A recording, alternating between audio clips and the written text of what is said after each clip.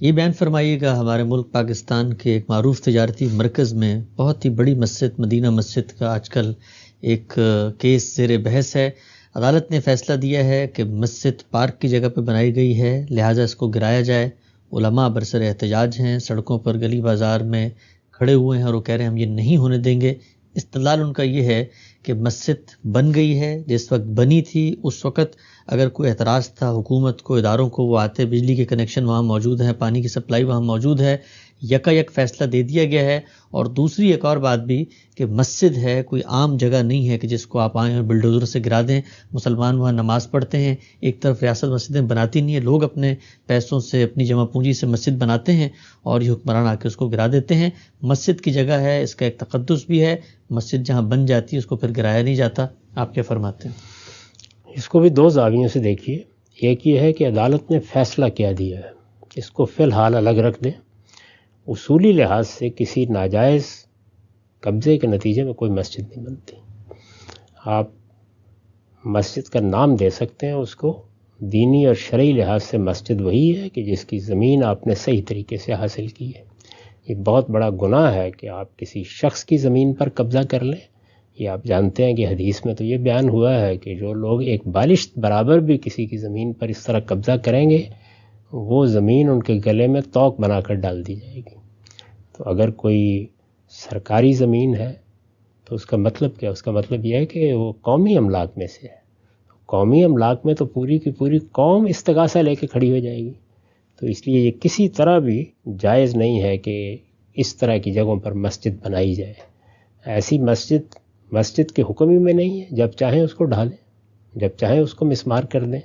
اور مسجد اگر کسی جگہ بنی ہوئی ہو تو یہ تو بالکل صحیح ہے، یعنی جائز طریقے سے بنی ہوئی ہو کہ مسجد کو ایسے ہی مسمار نہیں کر دینا چاہیے، لیکن اجتماعی ضرورتوں کے لیے مسجد کو بھی جگہ تبدیل کر کے کسی دوسری جگہ بنانا پڑ جاتا ہے، سڑک نکالنی ہے، کوئی اور اس طرح کی ناگزیر ضرورت پیش آ گئی ہے، تو یہ کوئی ایسی چیز نہیں ہے۔ قرآن و حدیث میں ایسی پابندی نہیں لگائی گئی۔ ٹھیک، وہ مسجدیں کہ جن کو یہ حیثیت حاصل ہے وہ اصلاً 3 ہی مسجدیں ہیں، یعنی سیدنا ابراہیم کی بنائی ہوئی مسجد بیت اللہ الحرام، سیدنا داؤد کی بنائی ہوئی مسجد جس کو آپ بیت المقدس کہتے ہیں، اللہ کے آخری پیغمبر کی بنائی ہوئی مسجد مسجد نبوی۔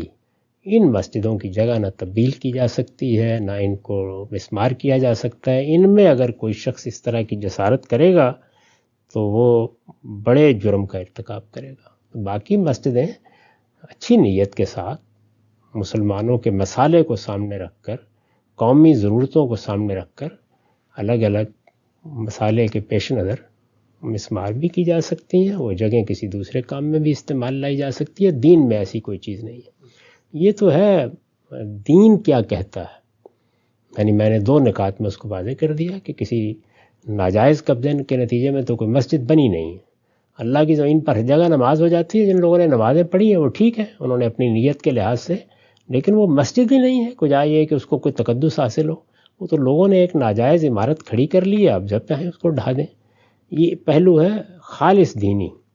اب رہے گی یہ بات کہ جو اس وقت فیصلہ دیا گیا ہے، تو فیصلے میں میرے نزدیک یہ ضروری تھا کہ جن لوگوں نے مسجد بنائی ہے ان کو بلایا جاتا، سنا جاتا، یہ پوچھا جاتا پہلے کہ یہ مسجد اگر بنائی گئی ہے تو کیا بس بنا لی گئی ہے یا اس کے لیے مختلف محکموں سے رجوع کیا گیا ہے، کوئی اجازت لی گئی ہے، کیا معاملات ہوئے، یہ سننا ناگزیر تھا۔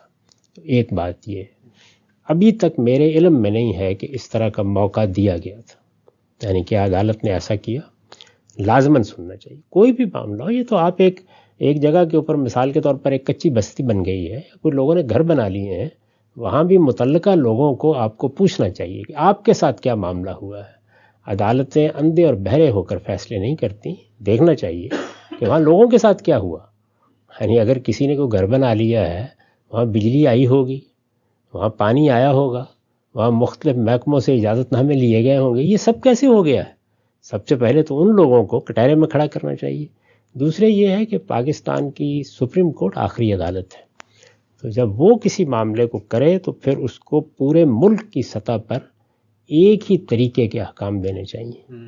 یعنی یہ نہیں ہو سکتا کہ ملک کی سب سے بڑی عدالت اور سپریم کورٹ جیسی عدالت وہ کسی ایک علاقے میں ایک کارروائی کا حکم دے دے، دوسرے میں دوسری جگہ دے دے۔ تو پھر جتنے بھی اس طریقے سے ناجائز طور پر بنے ہوئے گھر ہیں یا اور اس طرح کی چیزیں، ان کے لیے ایک ہی قانون ہونا چاہیے۔